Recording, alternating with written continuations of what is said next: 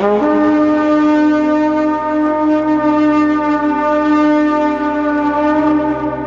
is this?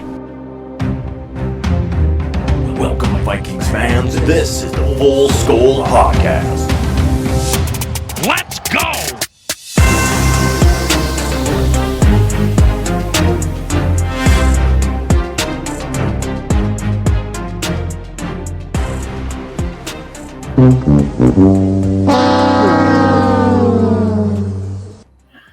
Where's your trombone?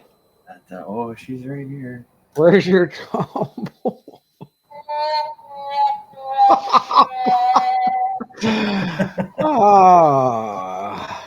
Welcome to another episode of We Are Losers. We are going to wear that trombone up. Yeah, you probably should have got a couple off the TikTok shot because it's going to break before the end of the season. Hopefully not. Not good. So let's see. Where are we at here? Week 6. Yes, our bye was 5. Are we week 7? It's week 6. It's week 6. Wait. No, because we had a bye. 1, 2, Yeah. 3, No, it's week 4, 7.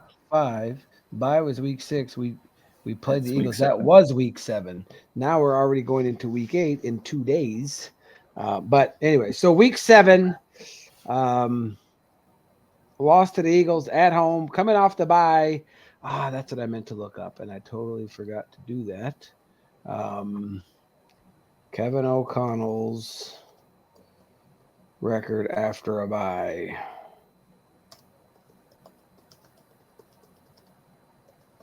I feel like it's not great. I don't think he's.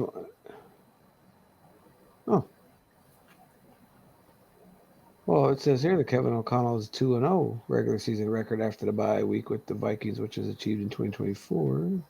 2024, the Vikings went 5-0 before their bye and then won the game immediately after to extend their winning streak to 6-0. The Vikings also won their first game back from the bye in 2024, further solidifying O'Connell's. Really?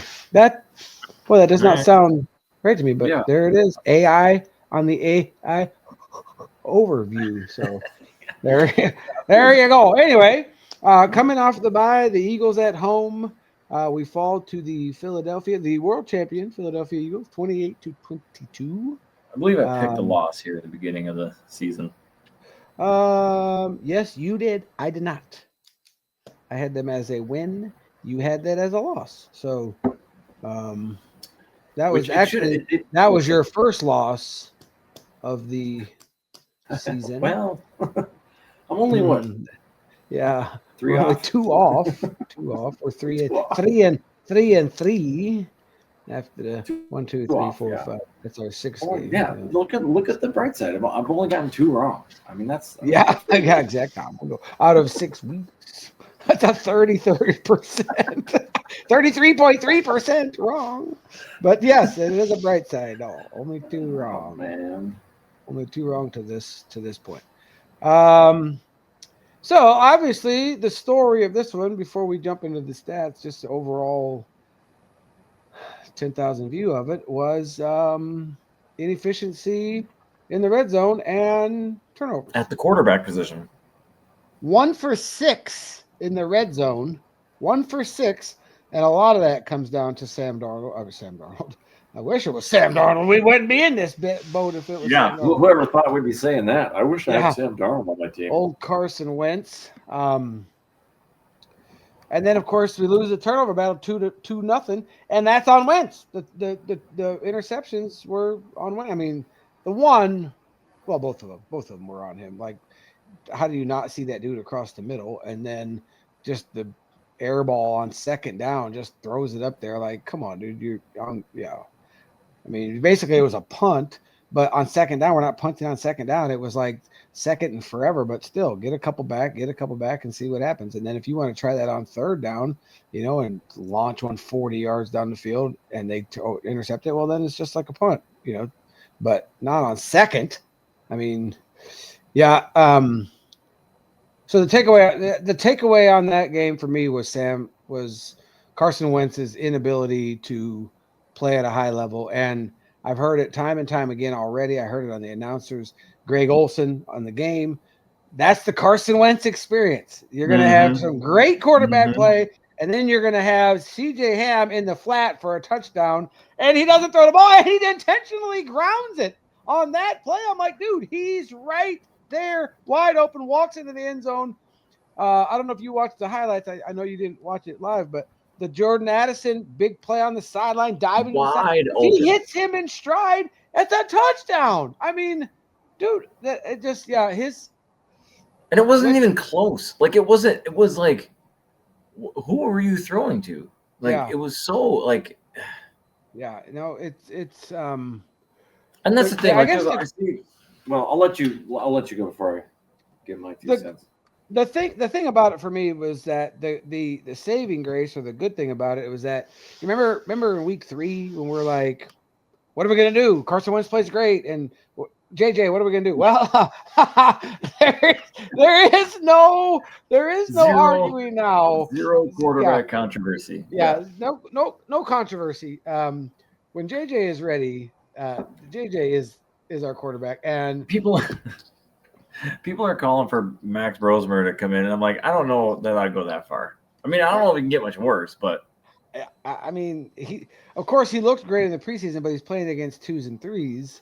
No, I take that back. I think in week 3 of the preseason, he started that game, and I'm pretty sure that the team that we played, who did we play? I think they played their ones for a while. So I don't know. I don't know that it could get much worse. I'm all in and putting McCarthy in there and just giving him reps now. Like I think I told you, we talked on the phone. I was like, this might be an overreaction.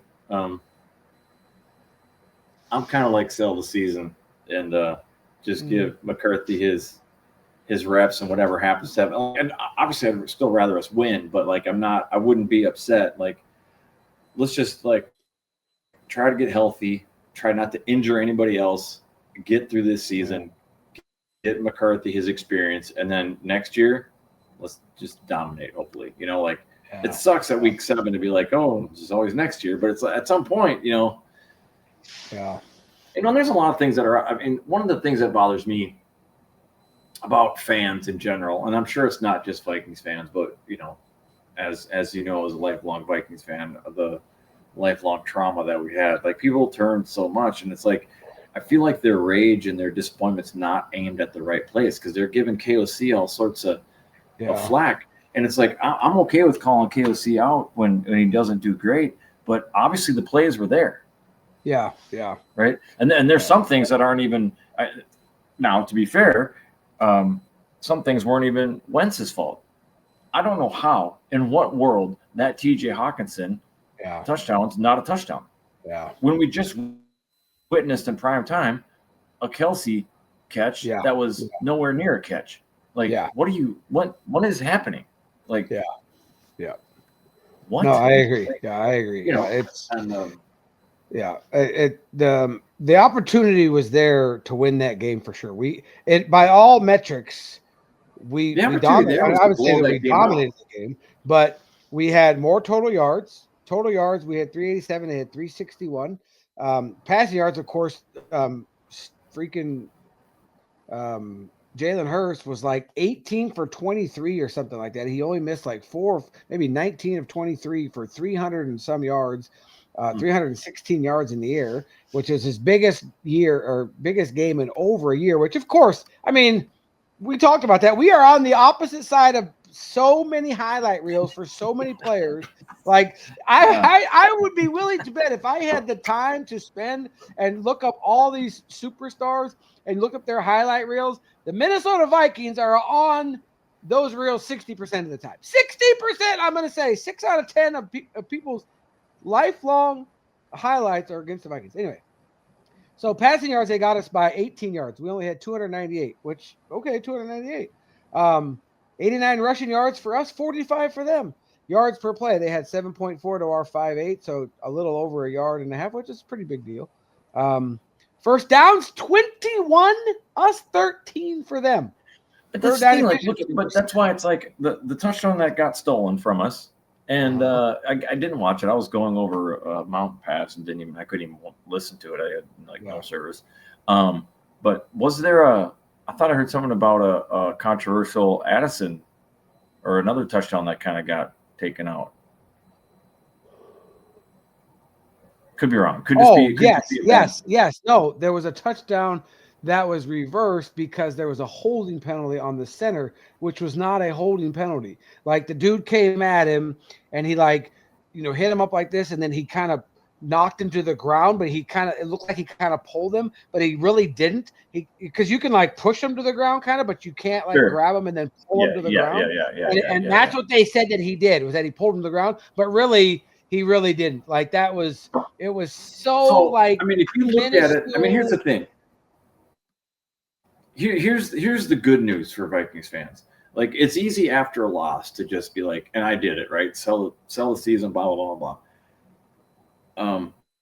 But if we allow ourselves to play the what if game, not only do we have a chance to win that game, it would have been a blowout. So let's just do the what ifs. What if we got those 2 touchdowns? We're not even talking about the inaccuracy of Wentz right now. Just those 2 touchdowns, we win the game. Now, if Wentz is 50% more accurate than he was, I think Addison still could pull that catch in.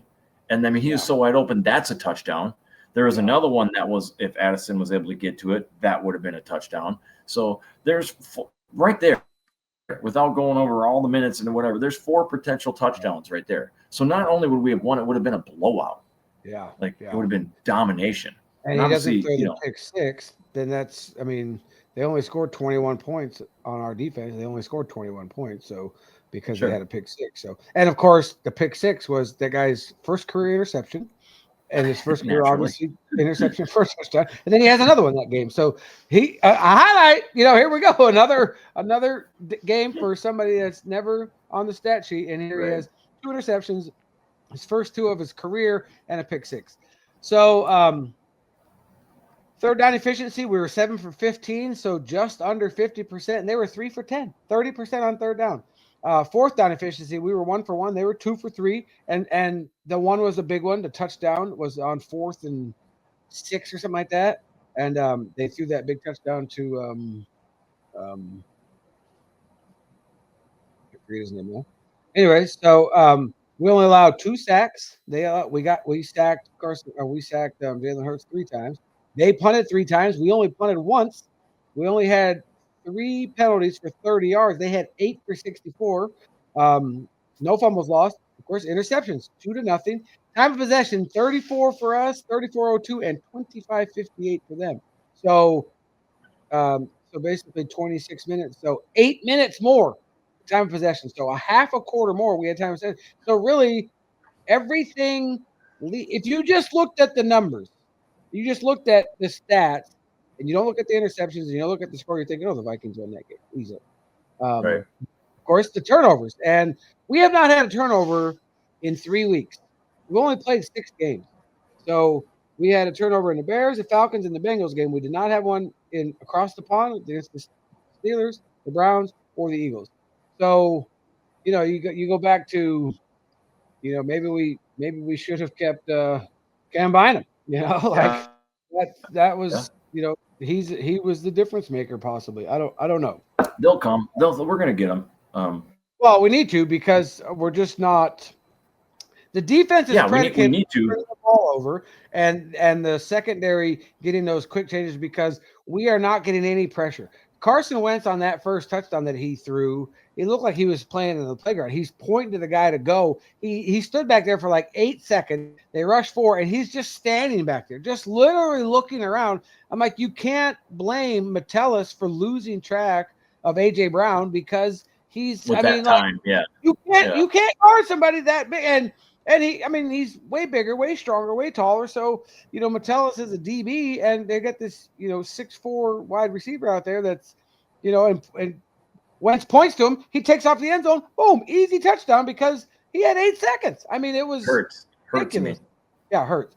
You can't when you don't get any pressure up front. So Brian Flores' defense, and I've heard this before, and I heard it again this week, is that all this running back, he's in coverage, he's not, all this kind of stuff. It's all predicated on getting pressure on the quarterback with the front four, because you got guys going here and there and everywhere. When you don't get that pressure, and we've seen this since Brian Flores is there, when you don't get that pressure, quarterbacks stand back there and pick us apart.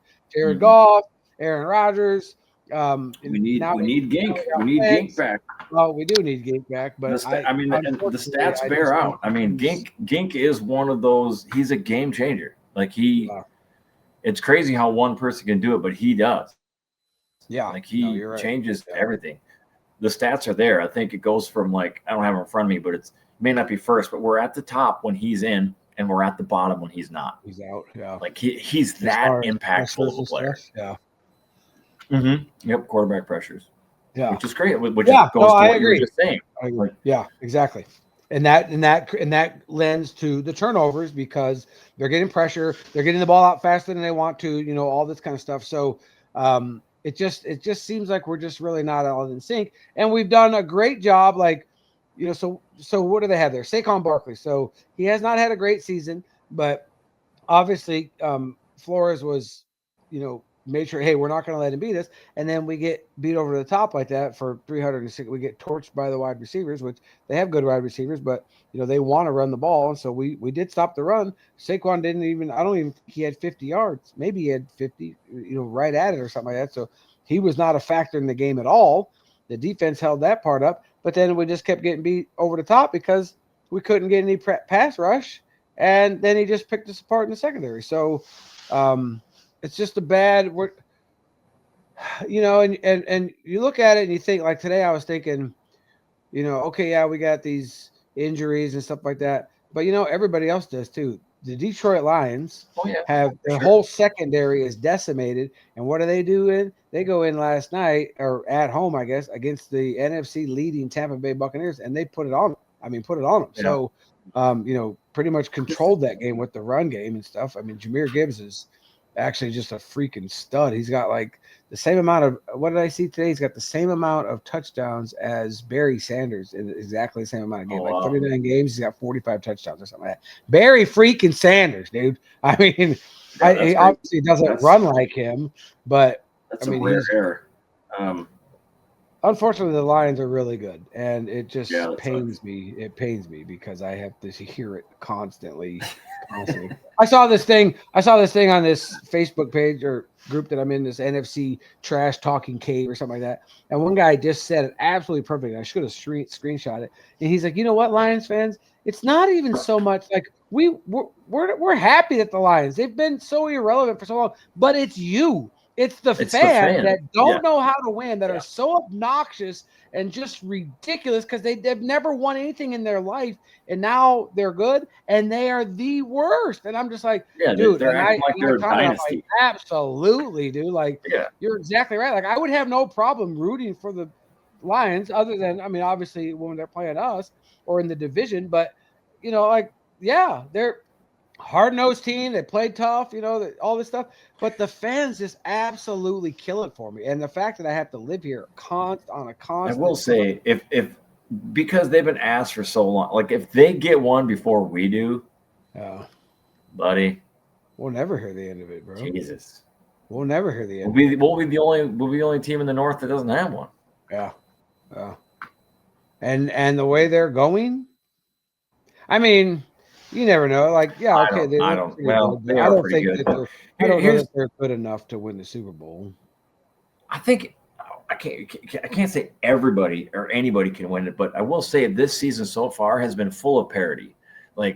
It's crazy how 1 week a team just looks so dominant and then can get beat by a subpar team. Not just beat, but destroyed. Yeah, there's so much parity. So I mean, that's a good thing, right? Okay, let's take what we just did against Philly. We didn't win, but like I said, on paper, it wasn't as bad as the scoreboard reflected. So maybe who knows, next week, short week, whatever, against the Chargers, who are a pretty good team, but they've shown flaws. It's conceivable that we turn around and look really good. Yeah, I mean, who knows? Yeah. look what we did to the Browns and what like the Browns did to the Packers. It's just like, how is that the same team? How did we play the same team? Like, it's crazy. Yeah. So there's just, like I said, there's a lot of parity this season, which is good. I mean, that kind of, like, so you're saying there's a chance. Yeah, well, exactly. I mean, yeah, we're not. I wouldn't say that we're like necessarily out of it. So, we're 3-3. So let's say we lose the next 2 and we have a 3-game skid and we end up 3-5, and we win the rest of them. We end up 12-5. I mean, we're still in the playoff hunt if we go on a tear. So, I mean, that's a big if. I think we are going to drop the next 2, but that's not great. Yeah. Very good chance. I mean, the Ravens are beat up. We got the Bears coming into the house. We got the Packers at Lambeau. I still maintain that the Bears are going to get swept by the North. We have the hardest schedule by far the rest of the way in from the buy-in. We got to play the Lions twice. We got to play the Packers twice. We got to play the Bears again. We got Dallas, which is, they're hit and miss, but it's in Dallas. The Giants are playing really good. Here we thought, that's an easy win. We got them. Seahawks with Sam Darnold, they're playing good, and it's in Seattle. The Ravens at home, but if Lamar's back, you never know. So, I mean, it could be really, really, really, really bad. Like, it could get really. Here's bad. another bright spot, though. Did Flores just figure out the antidote to the tush push? Oh yeah, well, have you seen that? Yeah, oh yeah. No, he was sideways. Yeah, they converted it. They only converted it. They tried it. They lined up for it twice. They converted it once, but it was questionable. Like, they did not get a good push. They barely got it. And I would, if I was KOC, I would have thrown the flag because it was that close. And they even said if he got it, he barely got it. And then the second time, we caused them to false start because they were like, what is this? The dude is sideways against the nose tackle. Sideways. How genius is that, though? I know. So they can't get underneath him. Like, he drops immediately. He may have just changed the league. Like, he may have all the talk about banning the tush push and all this stuff. He may have just neutralized it. Every other defensive coordinator is like, never thought of that. So now we're going to start putting a big guy and just have him lay down like a supermodel sideways on the line of scrimmage. Yeah, exactly. Yeah, no. So, like I said, they pulled it. They tried to do it twice. Once false start, and so they didn't. Obviously they got backed up, so they didn't try it. And then the one time that they got it, it was very, very, very, very, very close. And they only needed like a yard, and they barely got it. So. He definitely showed the rest of the league kind of what's up. And people were like, oh, if they made it. I'm like, no, dude, they barely made it on one. And the second one, we drew them off sides because they didn't know what to do. Like, they jumped because they were like, wait a minute, what is this? And they jumped and let's say it stays at a 50% success rate. That's not a high enough success rate to go for it often, at least not on a fourth down. No, exactly. You might go for it, second and third down, you might try it with a 50-50, but on a fourth down to extend your drive at 50%, I don't think you're going. I don't think you're doing it. Fourth and 2 now when they know they can't. Right. It'll be interesting to see if other teams adopt it. Yeah, well, we'll find out probably next week, I would think, because I don't know. I don't know who the Eagles have, but it's not just the Eagles that do it. I mean, every team. Well, yeah, but they're the only ones that really do it successfully. They're the famous for it, the brotherly shove. Yeah, they're the poster child for it because obviously it's been pretty much unstoppable. Like, I think they do it at like an 80% clip or something like that, and they get their yardages. But anyway, so definitely. Basically, we just need JJ. And if we lose all the rest of the games, so be it. I don't think that we do. I think that he comes in and he kind of figures it out a little bit, and he gets the reps that he needs. And he's still got that dog that we talked about. We saw at the end of the Bears game in Week 1. That dog is still there. This dude still wants to fight. This way to learn is just trial by fire is just to do it. So you got to get him out there. I mean. Yeah, the in the beginning when we were talking about the inconsistencies of the throwing and all that kind of stuff. But Carson Wentz, look at that, dude. That dude's how much more inconsistent do you want? Overthrow somebody 20 yards. Yeah, I mean, some of them aren't even close, bro. And the decision making, like when he threw that intentional grounding, even like Greg Olson's like, what, like how, what do you, what? Why would you do that? Like, Who are why you would you shuffle do that? passing that to? Yeah, like that's the Yeah, dumbest move no, it ever. was directly to the ground.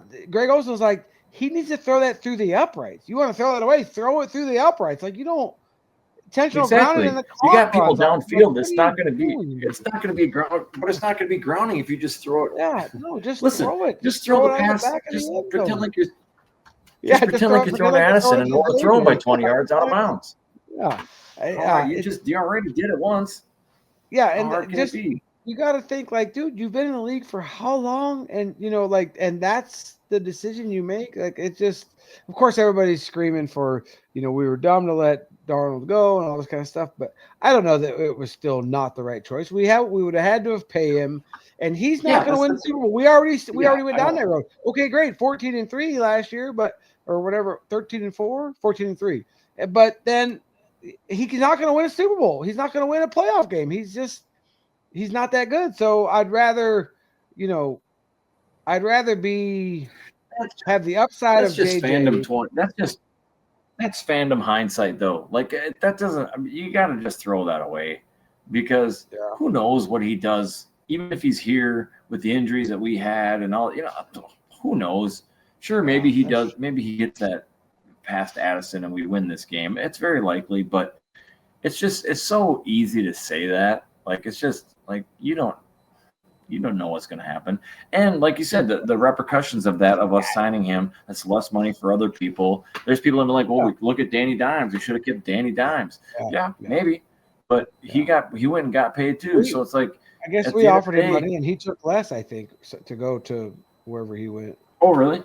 Indianapolis. I think at the end of the day, it just comes down to, and we got to stick with it. Like in KOC, we trust. Let's see. There's so many people that are already ready to sell McCarthy, and it's like, dude, he's played 2 games. We don't have no idea what he's capable of. We haven't seen enough work. I'm not saying he's the answer. I'm not like maybe he is a wash, but you don't know that in 2 games. Yeah. Like Jesus. Like how many quarterbacks have been drafted, didn't do nothing for 3 years, even as starters, and all of a sudden they just come out and you're like, phew, Baker Mayfield. He matured. Like there he is. Yeah, Baker Mayfield, exactly. Yeah.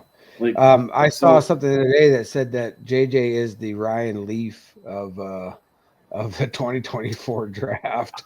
Like he's just listen. I've made that comparison. I've made that comparison in my head because he is kind of what the league wants, right? He's a pretty boy, and especially with his like mean mugging, like he's prime for advertisements and banners and posters and signs and whatever.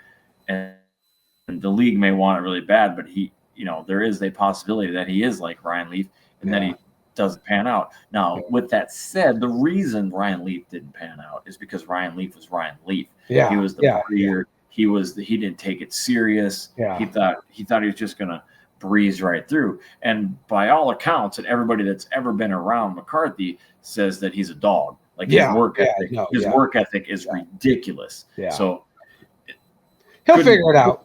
Couldn't be more different personality-wise than Ryan Leaf. Yeah, for sure. Yeah. No, I saw that just like, whatever, dude. That's that. But it's out of his draft class, obviously he's the worst because he just hasn't played. He's the worst, but again, he's played 2 games. Yeah, exactly. Well, that brings up another point though. Is he injury prone? Is he gonna be Andrew Luck, because he blows his knee out last year and then this year, now a high ankle sprain in week 1, or week 2 or whatever. And now it's, so some of that's on him too. Like the reason you're not playing is because you're hurt. So if that's Mr. Glass over here. I mean, no injuries his whole entire career and through college and everything else. But for whatever reason, the injury bug has not been kind to him in the last, since he went to the NFL. So, you never know. We're back to, we'd have to wait and see. We have to just wait and see. But we know now that Carson Wentz is not the answer. JJ McCarthy is the future of this franchise. And it also puts to rest of if JJ McCarthy comes back and struggles and he gets benched. Nah, there's no chance. No, we're just going to keep him. That KOC is going to forget the inconsistencies of Carson Wentz. Right. It's just not going to happen. I could see if, which you hate to even put this out there. I don't even see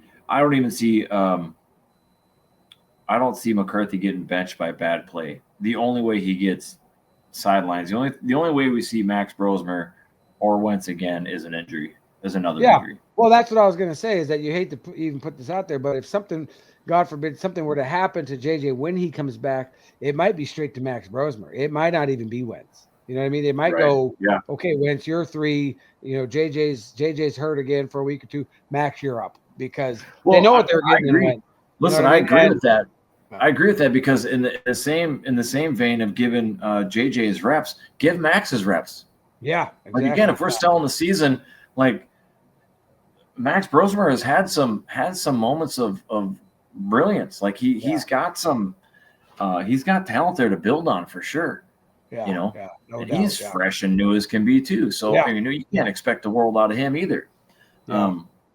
He could be the next Brock Purdy. I mean, he looks good. Let's develop him.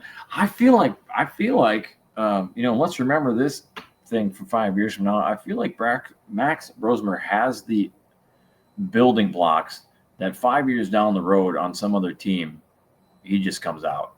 Yeah. You know what I mean? Like, he's got, like, from what little we've seen of him, it's like there's enough things, like when you're watching a game, you watch football as long as we have, where you're just like, there's something there. Yeah, there's something there. I'll never forget the first time, and obviously I'm not making this comparison only in, like, you see things, but I remember it was a preseason game with Adrian Peterson.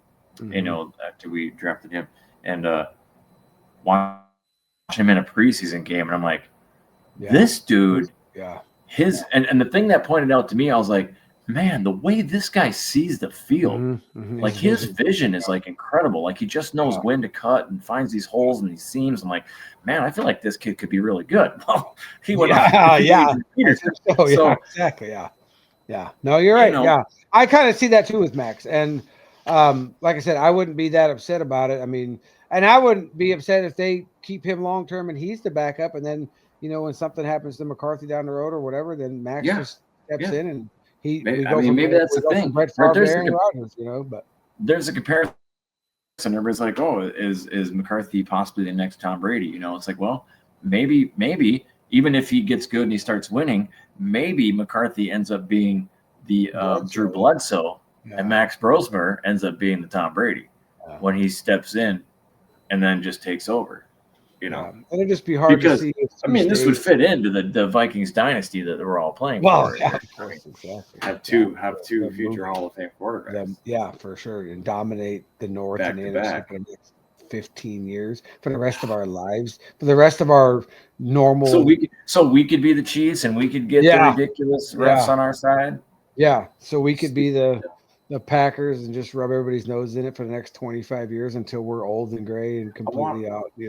I don't want to just. Obviously, I do want to win one before we die, but it would be nice if we win so many that we become the hated team. Yeah. We become like, oh God, anybody but the Vikings in this. Anybody but the Vikings, yeah. We've seen them too much. That would be great. I would love that. Yeah. I would love for the Vikings to become the villains. Absolutely impossible. But you never know. Okay. Listen, the Chiefs weren't anything until they became the Chiefs. You're right. Until they got the Patriots were dog shit for how long? You're right. They were until they became a thing. So it's like, it's not like. You're right. It's easy to fall into this, like, oh, we're just not, our market's just not favorable, or it's whatever. Like, either were the Chiefs until they were. Like, there's no reason it can't happen. Mahomes, because Alex Smith was before that, and they were never. The Chiefs were always just, it's the Chiefs, whatever. So, of course, Andy Reid comes in, but and the thing about it, the other thing that comes to mind too, and it's not like I've really wavered in my trust. And we talked about this a couple weeks ago in KOC, where if I was 100%, now I'm 95%. I might be down to like 90, because he still hasn't. He talks about it, but he still hasn't shown us that he can win that game. And I know that some of it's execution, but some of that comes down to coaching. The execution comes down to coaching sometimes. You know what I mean? Some of it, look at those throws. I mean, I get it. The top 5 worst passes in football this week were all from Carson Wentz. Yeah, probably. It was just one right after another, dude. One right after another. And I know that the plays are there, but 1 for 6 in the red zone. Those aren't all just bad passes. Some of that is got to be scheme. Is coaching But is coaching the Hawkinson thing? Is coaching the bad holding call? No, there's 14 points. Take away the bad passes that we could. Okay, go ahead. I'm with you. Go ahead and attribute that to bad coaching. You should be coaching him. You're the quarterback whisperer. Why is your quarterback overthrowing people? Okay, fine. He doesn't like. There's 14 points that KOC had no control over that we should have on the scoreboard. Yeah. I think that's fair. I don't think that's giving him a free pass. I think that's fair. I just at some point you got to think the pieces are there. You do have to control what you can control. Yeah, the bad calls are going to happen. But even the penalties, like previous to this game, like 3 penalties for 30 yards is not very much. But previous to that, the pre-snap penalties, all these things, like that comes down to coaching. Like you can't allow it to happen. Like when we went through all the fumbles all those years, a couple years ago, and he brought in all the sticks and was beating on them, and that has to just and when he got onto him that game in the locker room after that, when I talk about ball security, I effing mean it. Like he jumped on him and stuff. So I get that, but at some point, it's like 4 years in, and we're still middle of the pack kind of thing. And now, of course, last year we had an amazing season, but everybody else did too. So it's kind of like right. This, yeah, there's some things that are not under his control. Yeah, no, I agree. Injuries, bad officiating. But everybody has injuries. That's the thing. It's like we can't. Yeah, if everybody has it here, but they overcome. Everybody has it, but you can't dismiss it. No, every team has injuries too, but there's the Lions, their whole secondary is decimated, and they still find win. I mean, so are we made up like that? Are we made up? Do we have the wherewithal? Do we have the whatever testicular fortitude? Yeah. Do we have the there's a word I'm trying to think of. It's some foreign, the moxie, the je ne sais quoi or something, where we I don't know what the word I forget. Anyway, so they, like where we just find a way, and it just seems like that's not who we are. We're not an elite team. We're not an elite team, I guess I would say. We don't just find ways to win. Like if things aren't, it seems to me, the perception is to me that if things aren't like perfect, we got this guy back, we got all the right pieces in place, and we got their original intent of this line and that line and stuff like that. Okay, yeah, now we can win. But if when that doesn't go right, then we can't quite make it. Like we're just not good enough to overcome like some of these other, which I would say elite teams. I don't know. All I know right now, as we move into the segment of what's up north or heading up north, is that we're dead last in the north. We are dead last in the north at 3-3. We're still stuck in traffic. We're stuck in traffic. 35 and 494. We can't even get out of the cities. Yeah, we haven't even gotten to the merge, the 4-6 merge yet. Yeah, exactly. We're not even at Pine City. We're at 3-3. The Bears are 4-2. Lions are 5-2. And the Packers, we're in like Little Canada or something. The Packers are 4-1-1. So the Packers are leading the division because they have the least amount of losses, even though the Lions are 5-2.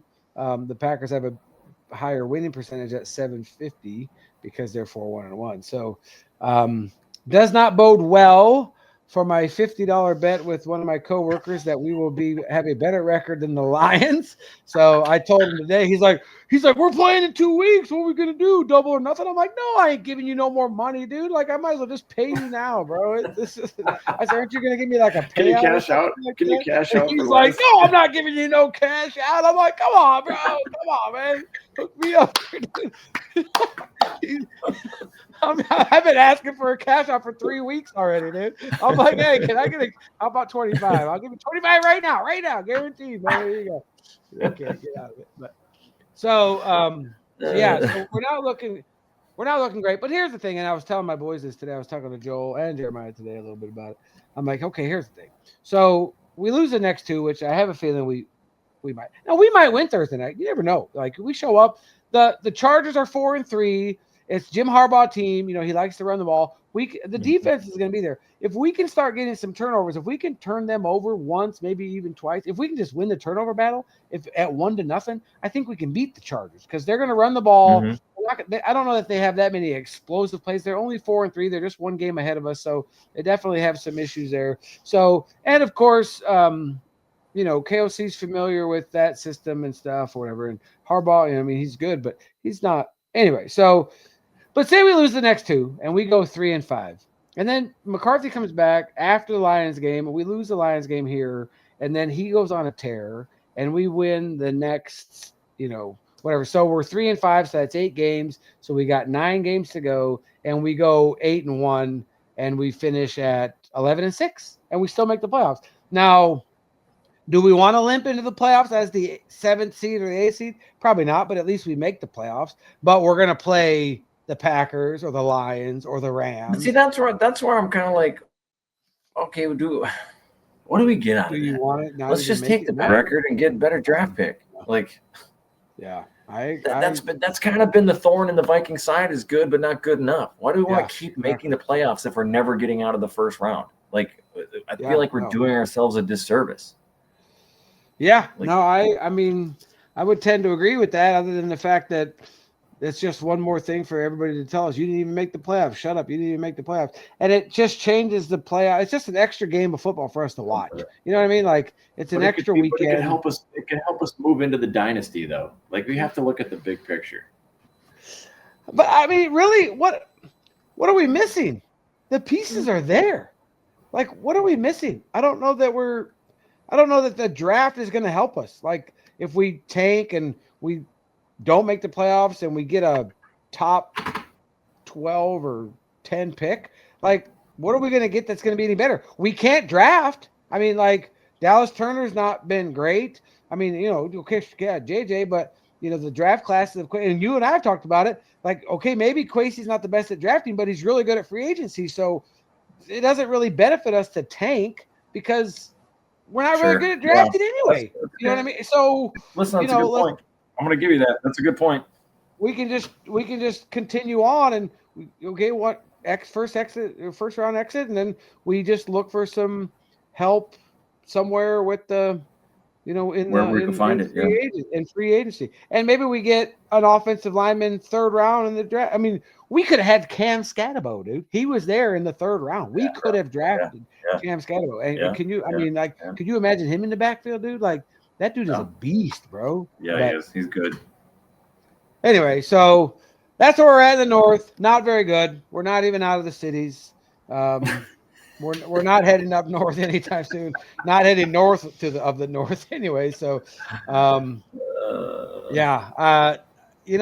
Packers and the Lions. Obviously, I didn't expect the Packers to be there. The Lions, okay, but the fact that we're dead last behind the Bears, that burns me, dude. Like that. I don't think that's going to last. So I maintain that the Bears are still getting swept by the North.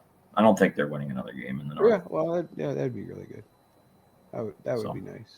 Depending on the rest of the record, we'll see what happens. But let's go ahead and move on to Show Me the Money. So, Show Me the Money segment, which we were working on a graphic for that. Not very much here. So I asked you if you wanted to do something, and I didn't get that. I know you were going, yeah. But so I did have.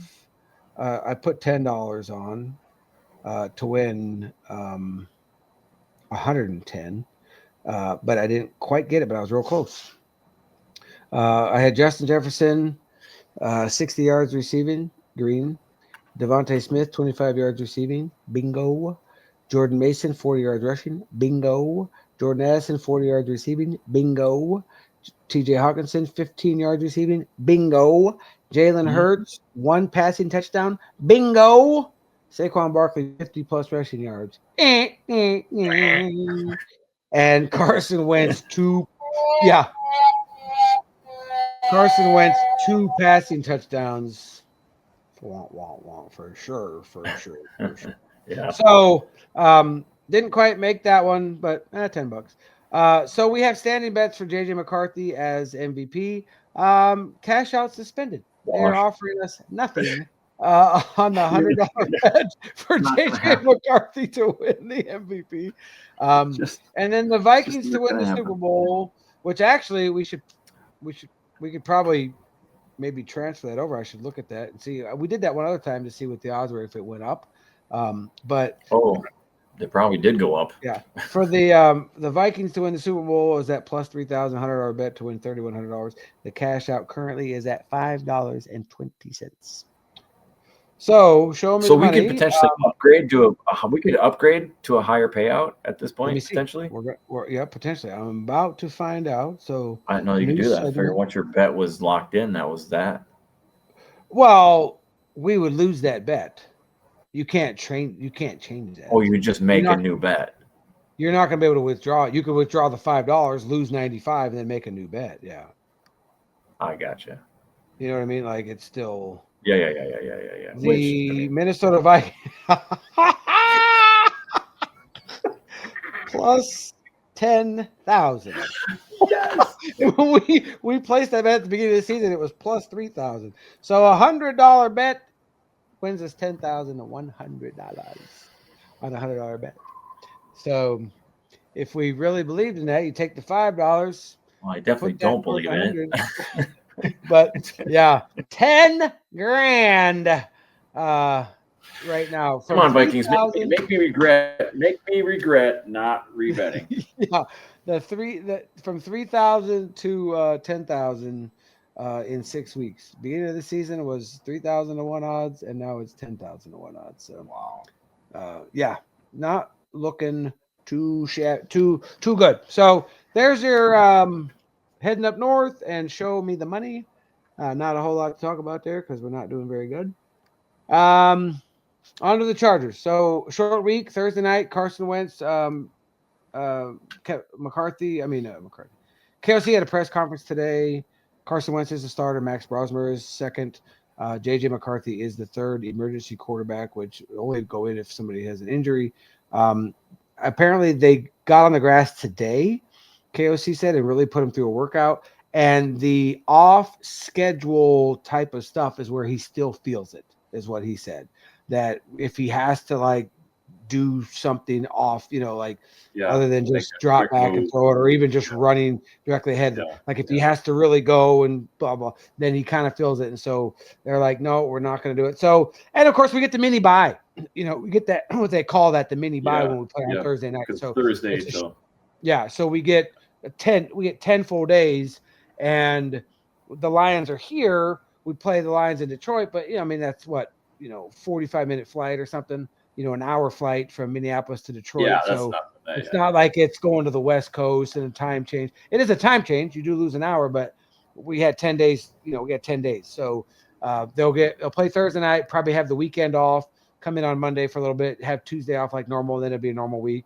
Wednesday, Thursday, Friday, Saturday, probably come over Saturday afternoon, fly over Saturday afternoon, get in the hotel, and then be for the 1 o'clock game here, East Coast time, noon game for the Lions the following Sunday, 10 days from this Thursday. So, the Chargers are a good team. They're 4-3. They're a little bit better than we are as far as the record goes. Like I said, short week. They talk a lot about turning them over, which is a lot of massage therapy, getting into the gym. KOC did say that they will do no full speed padded practices at all this week, just walkthroughs. And they talk about turnover a lot. And somebody asked him, what do you mean? He's like, well, massage was, offered to every single person, a lot of ice. People ask Carson Wentz how he does that. And he's like, a lot of ice, a lot of rest, a lot of, different things like that. And they started that Sunday night because they were a home game. So after the loss, these guys were already going into the ice tubs, doing stuff like that. Where normally they wouldn't do that until Tuesday, or come in Monday morning, do a little bit. Tuesday's a day off no matter what. And so, but obviously today they didn't. Today was not off because there's no days off when they have to leave on Wednesday to get out there for a Thursday game. So they're flying out tomorrow evening, be there Thursday. And then of course it's a Thursday evening game. So, and they gain a couple hours going that way. So, Carson has talked about in his press conference about, even right up to the game, he's like, we're like watching film and going over the game plan, on the flight out there on the day of. He said usually is not the case. Usually day of, you're just doing your routine, getting up, resting, getting a good meal, getting to the gate, getting to the stadium, and then doing, getting ready for the game. He said, but on a short week, you're doing game plan, you're doing stuff all the way up to the minute. It was so you feel comfortable, going into that game, that you got a good grasp on what they're calling for. It'd be really interesting to me when they talk about that game planning and all that kind of stuff. Like, what does that entail? I know you're just playing football, but is it really detailed with tendencies of the other team? And this is what we're trying to establish. And these are the plays, because, they don't run the same plays from week to week based on the defenses that they think they're going to see and the scheme and stuff like that. Like, I wonder how detailed it is. I'll bet it's like super. I bet it's pretty. I bet it's super detailed down to the numbers. I bet it's something like against this style of defense, they run this play 33% of the time. We are this style of defense, so they're going to probably do this. So we're going to counter it with this. I bet they go full dork on it. I bet they get as scientific as possible. I'm sure, especially with all the analytics now and the data. And for sure. Right at those fingertips. There's probably just crunching numbers like crazy. Like, this is what we're going to do, and this is why we're going to do it. And all the plays that KOC has at his disposal. Like, how many times do we run the same play? Do we run it once in week 2 and then once in week 10 or 11? Obviously the trick stuff they do, because once they put that on film, every single team's going to go over, okay, what did they do with the trick plays? Okay, if we ever see this is what we're looking at. But they can also build. When did they do it? How did they line up?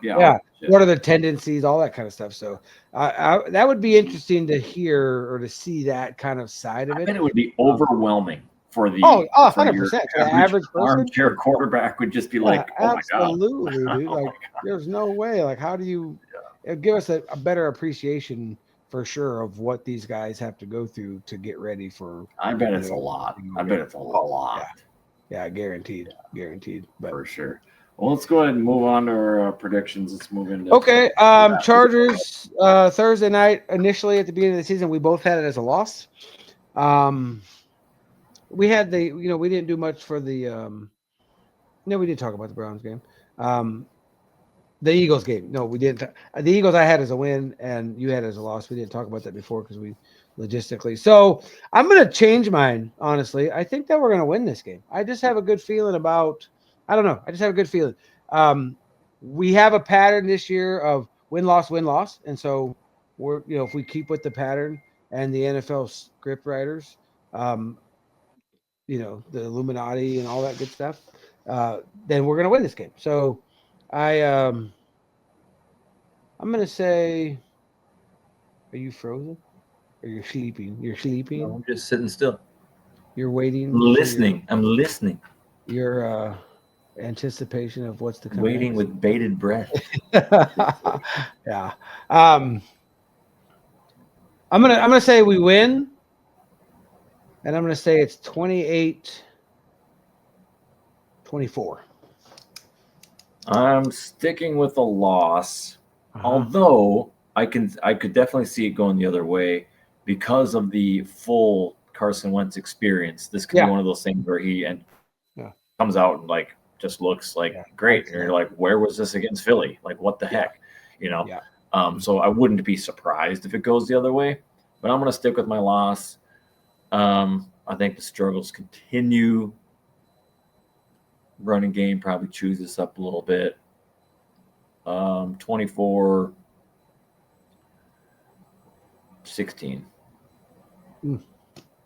Not good, 16.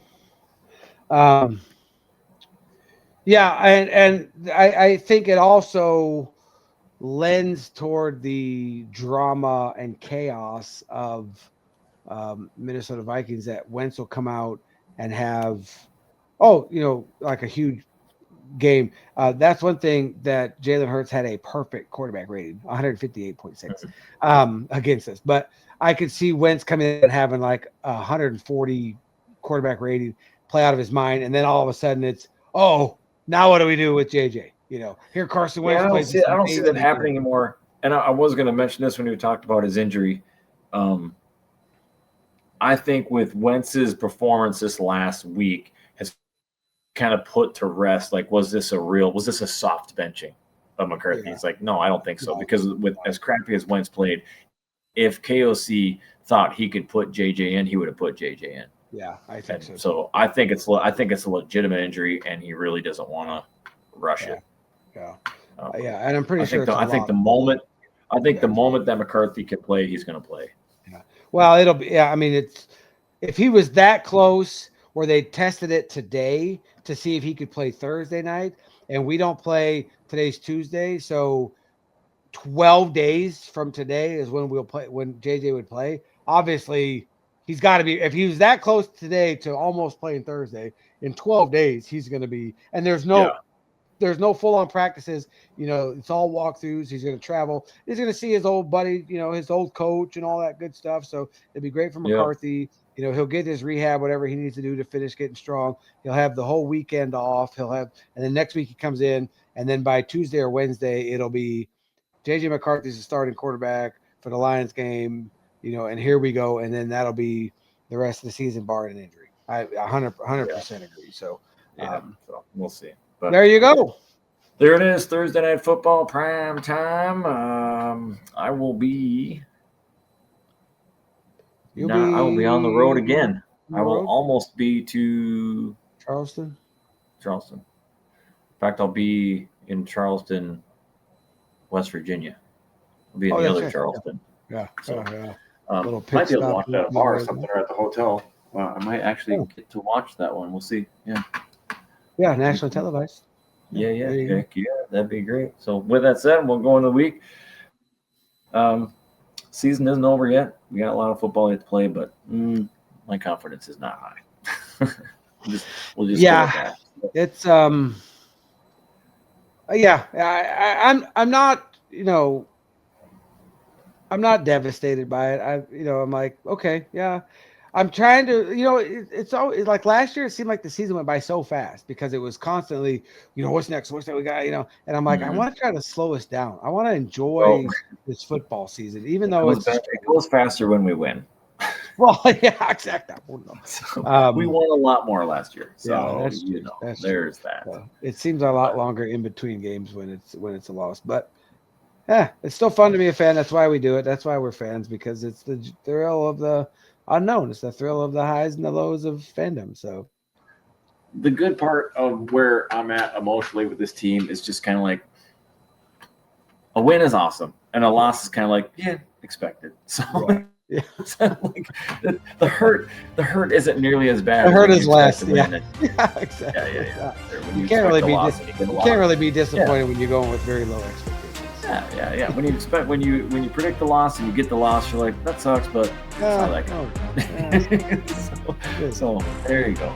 With that said, thanks for tuning in. We will see you in a few days. It sounds like. See you, bye.